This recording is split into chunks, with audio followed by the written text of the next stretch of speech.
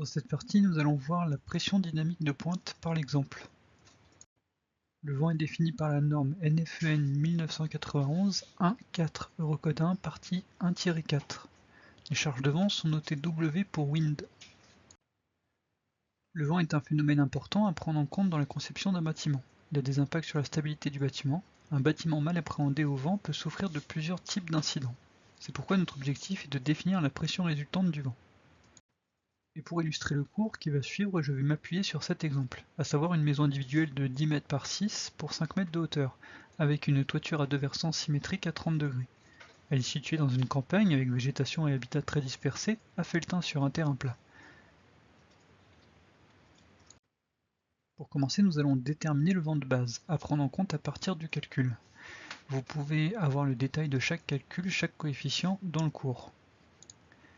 Pour notre exemple, dans le but de rendre cette présentation plus accessible, nous simplifierons la formule en prenant C-dir et C-saison égaux à 1, ce qui donnera VB égale 0. Et pour trouver le vent de base, nous avons la carte des régions du vent, donnée par l'Eurocode. On retrouve la France métropolitaine qui est divisée en 4 régions. Selon les régions, la force de référence change. Elle est évaluée en mètres par seconde. Dans notre exemple, la maison est à Felletin, en Creuse. D'après la couleur où se situe ma localisation, je vois que je suis en région 1, ce qui me donne un vent de référence de 22 mètres par seconde. Donc le vent de base vaut 22 mètres par seconde. À partir de notre vent de base, nous pouvons maintenant calculer le vent moyen. Celui-ci dépend aussi du coefficient de rugosité et du coefficient d'orographie. La première étape consiste à calculer le coefficient de rugosité qui dépend de la hauteur Z du bâtiment au-dessus du niveau du sol. Chaque coefficient est dépendant de la catégorie de terrain. Le 0 correspond à un terrain en bord de mer ou en zone côtière. Quant à la zone 2, on est en race campagne. Le 3A, c'est de la campagne avec des haies. Quant au 3B, on est en zone urbanisée ou industrielle. Enfin, la zone 4 est une zone urbaine.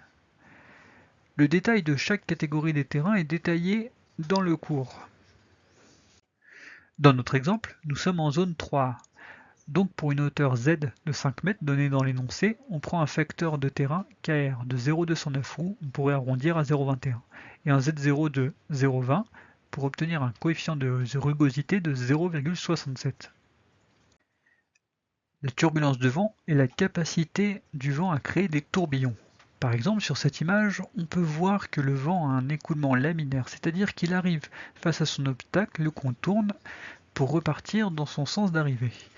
Alors que dans ce schéma, on constate que le vent, après le contournement de l'obstacle, crée des tourbillons dans ses courants. C'est un écoulement turbulent. C'est une des raisons qui fait que la vitesse du vent varie plus ou moins autour de sa vitesse moyenne. L'intensité de la turbulence se calcule de cette manière. Nous allons détailler les valeurs intermédiaires dans le diapo suivant. Pour considérer cette turbulence, il faut calculer le coefficient de turbulence avec cette formule. Cette valeur est à calculer dans le tableau des catégories des paramètres de terrain de votre cours. On en déduit donc que pour notre coefficient de turbulence pour notre exemple, cela vaut 0,97. Maintenant on peut conclure sur l'intensité du vent. Je n'ai qu'à remplir ma formule d'origine avec les valeurs que l'on a soit calculées précédemment ou que l'on retrouve dans le tableau de catégorie de terrain. Et j'obtiens donc 0,3. Afin de calculer la pression dynamique de pointe, on applique cette formule. Nous avons précédemment calculé l'intensité de turbulence du vent, ainsi que la vitesse du vent moyen. La masse volumique de l'air est toujours prise égale à 1,225 kg par mètre cube. Donc j'obtiens 0,42 kN par mètre carré de pression dynamique de pointe. La seule petite subtilité de ce calcul est d'avoir passé la masse volumique de l'air en kg par mètre cube en kN par mètre cube. Voilà, on en a fini avec la pression dynamique de pointe. Vous pouvez retrouver le détail de tous les calculs que l'on a fait dans le cours sous cette vidéo.